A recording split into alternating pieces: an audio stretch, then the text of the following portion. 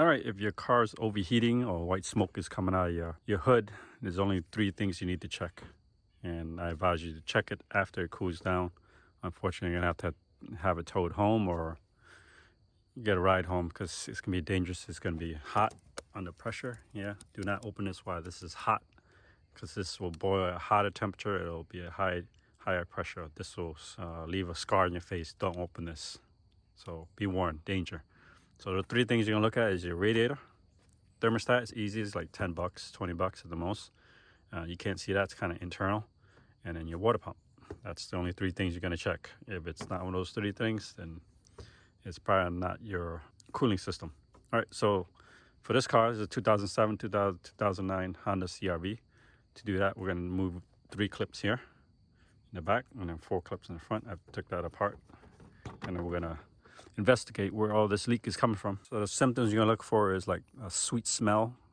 It's like, I can't describe it. It smells like cotton candy, but not sweet.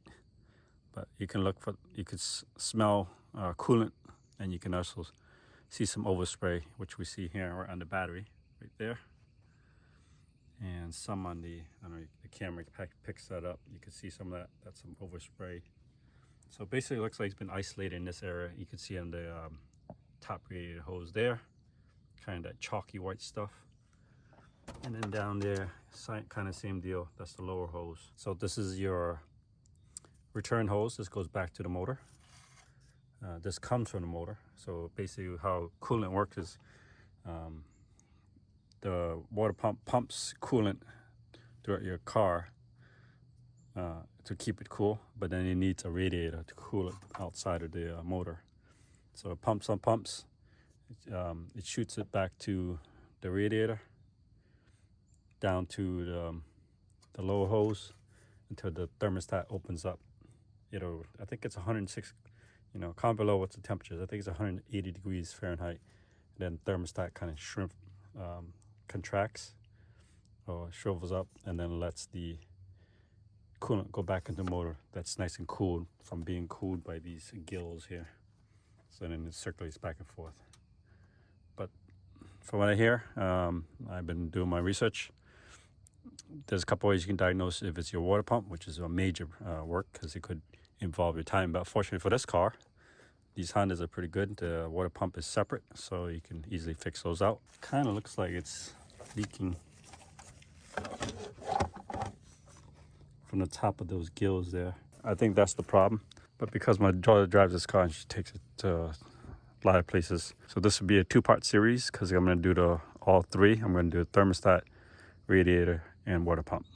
First part will be the radiator. So the first thing you're going to do is these are 10 millimeters. You want to remove the radiator bracket. So there's 1, 2, 3. That holds the headlight, underneath the headlight. And on this side here, 1, 2, 3.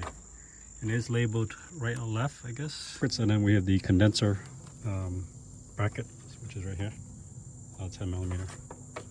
And then what I hear is you want to leave the main fan there. Take the compressor fan out first and have this thing slide over that way. You may have to bend these to get the radiator out, but definitely this has to come out too. These are 10 millimeter that holds the hood latch. Shout out to 1A Auto. They said to trace this, so when you put it back, basically you leave an outline. So when you put it back, it'll be exactly where you found it.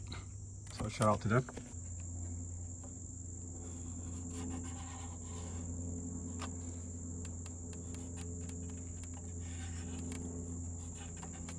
The other thing I like to do is this hood rod will be in my way. Eventually I'll put a stick here to hold up the hood. That way that's out of my way too. That's another thing that's going to be in your way.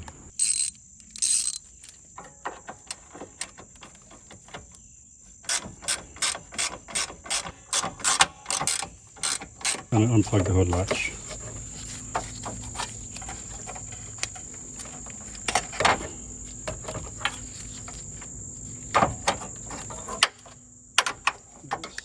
That's out of the way. I started removing this one, 10 millimeter here, and then this one got stuck right there. So Amazon sells this bolt extractor. And it's gonna be a 10 millimeter right there. It's gonna extract the rusted bolt that's on there. All right, we got that bracket out, and we got that bracket out. Using the bolt extractor, works wonders.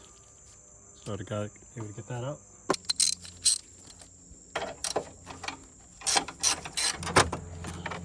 You note there's a little tab here. When you put it back, it goes right in that little hole there before you seat it in. All right, next we're going to drain the radiator. The pet cut valve is right here. I've taken the liberty of taking off the cover, so it's just clips holding it. All these. The cut valve is right here.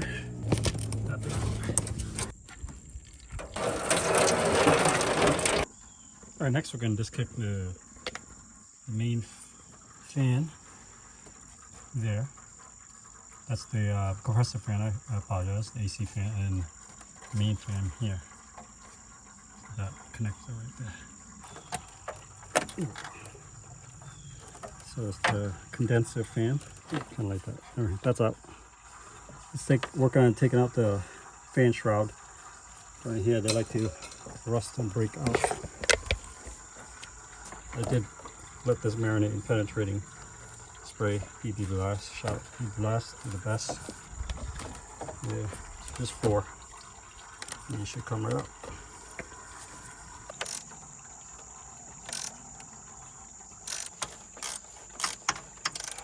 Already breaking. So this should just slide right out. Pull this toward you. And it should just pop right up. So pro tip, we're going to bend these in, that way we can get these fan shrouds out of here.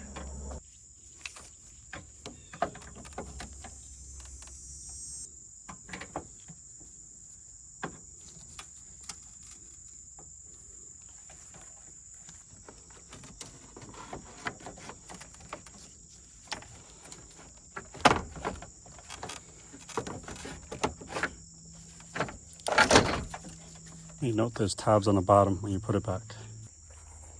Here's a better view from the top. So I slid the main fan shroud to the passenger side, and here's what we're looking at. So I want to take out the transmission hose, well, clamp, low hose, and temperature sensor for the radiator. Okay, everything's out. So I put a glove and a bolt and plug up the transmission there. There's the tubing. It has a glove and bolt there. Disconnected that. Lower hose right there. Temperature disconnected. Wire is somewhere where they're tucked away.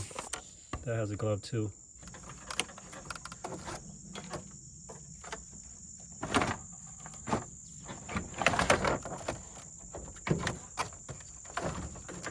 Alright, a lot of finagling, but we got it up. Alright, if you're enjoying this video, now we're going to work on the thermostat. So I took out the hose, put new hose clamp. I bought this from Honda. I'm not a fan of the banjo clamps. This has its place, like this one here. This has on the airbox, MS. This is meant for hot pipes, so this will contract as it gets hot. I think it's made out of galvanized steel, so it'll get tighter as it gets hot. So I took this off the thermostat, and I took this off the lower radiator. And there it is. The thermostat looks like that. There's 12 millimeters that's holding it. 12 here, 2. Get back there. We'll take that out. Make note of how it's positioned as far as the thermostat, and then we will torque it down to 10 newton meters, which is about 7.6 foot-pounds. So I got the part from Honda. You take a screenshot of that. This was pretty expensive, $130. I have to figure, what the heck, $130 for a thermostat? That's because thermostat is actually connected to housing. That's why it's $130, as you can see. Genuine Honda, folks. So it's going to sit like this, and it already comes with the gasket. So just got to take those 12s out, those 10 millimeters out, and then we'll torque it down to 7.6 foot-pounds. Right. It looks like the little ball thing is to the left, the 10 o'clock position. I'm going to take a finger and kind of dab this with some antifreeze to kind of wet the silicone a little bit. And then we'll put in there. Same thing with the radiator hose. You want to put a little dab on the inside, that way it slides into the housing easier. 7.3 foot-pounds.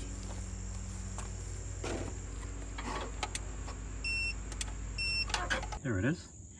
I will put some anti-seize on there and then torque it down 7.6 foot-pounds. That looks pretty good. Another note, I do recommend you changing this old radiator cap, because what I found, this part was missing. Yeah, this whole thing broke apart and went inside the radiator, so I need a new one. Put it back together. Probably won't show anything that I put back together as far as the thermostat and the radiator. And then move on to part two. We'll do the water pump. So hope you guys liking this kind of content, and I'll see you in the next video.